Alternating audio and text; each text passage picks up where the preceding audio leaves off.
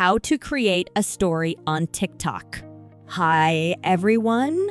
Welcome to this tutorial where we will guide you on how to create a story on TikTok.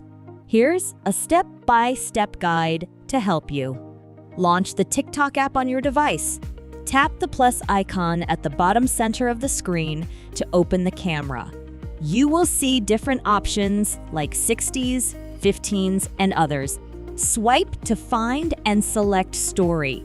You can either record a new video by holding the record button or upload an existing video photo from your gallery by tapping the upload icon. Use TikTok's editing tools to add text, stickers, effects, and music to your story. These tools are available on the right-hand side of the screen. Once you're satisfied with your content, tap the Post to Story button. This will add your story to your profile, where it will be visible for 24 hours.